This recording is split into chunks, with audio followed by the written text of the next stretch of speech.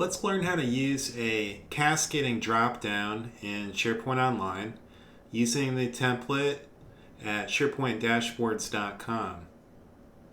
The purpose of this template is allow you to have what's termed a connected choice fields or cascading choice fields. There's different terms for this, but the idea is that you have a parent field which affects the choices in a related choice field.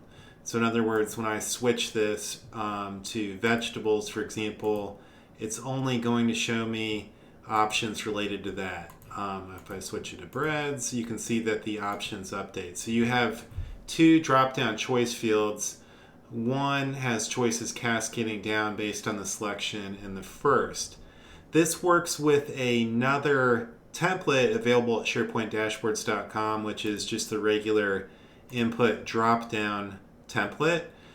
So you do want to set that up first, and then you'll be ready to go. So I've got a SharePoint list set up where I have a parent field, which is just called food categories, and then I have my child field, which is called foods. These are both choice fields. I've populated them with all of the possible choices.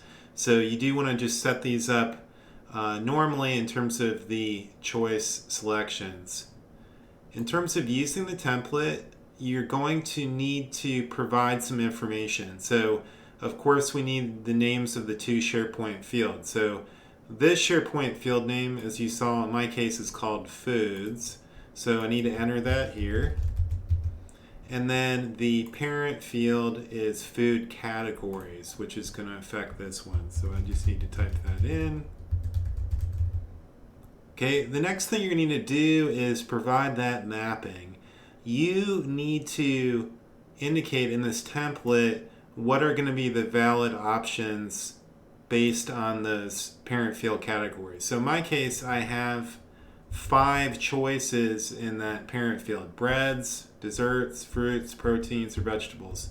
You can see that that's the beginning of each line followed by a colon, and then the possible choices for that category are indicated by a comma separated series of values, and then you just put 1 on each line. So you do need to load your options in this format. If you're not sure, just look carefully at the format of the example options and you'll know what to do. And you can preview the functionality right here in the preview window just to see what it's going to do. So if you need to check, this will change dynamically depending on what you've loaded into the choices field, so you can make sure that you're on the right track.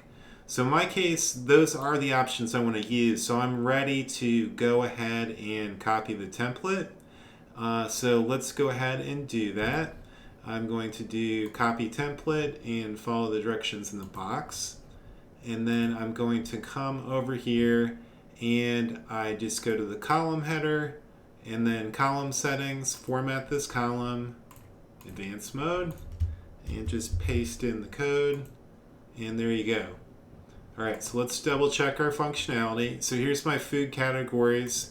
I had already set up previously with the regular drop-down template. I'm going to switch this to vegetables, and what that'll do is clear the value in foods. So that's reset, so I'm ready to now pick the options. So notice that it's only displaying options that are part of the vegetables group. Okay, and now if I come back and switch the category to something different, it's going to reset it again. But it's only ever going to show me those related options. Okay, so these are regular choice fields. If I go to the list settings, what you're going to see is that the foods, the child field, it needs to have all of the possible options listed in it. So of those 5 categories, you can see all the options are here, but our custom functionality is making it so that it's only ever going to present options that are appropriate based on the parent drop-down selection. So that's it. That's all there is to it. You can, in fact, chain more of these fields together if you want. You could have a top level field cascading down to a second level, and you could even use a third level field. And in that case, the third level field would connect to the second level field. And you just indicate that with the field names down below. So there you have it. Connected lookup fields, connected drop-down choice fields that can change dynamically and be connected with each other according to what the user picks. And you have the ability to change those values directly from the list view. One note about that, the functionality is reserved just to the list view area. And so my recommendation is to hide those fields off of the form, the subform, if you will, because it doesn't use that special functionality. If you're not sure how to do that, just click on the link in the notes section, and that will help you explain how to do that, and then you won't run into any trouble. I hope you like that, and I hope you're able to soon try out that functionality. Good luck.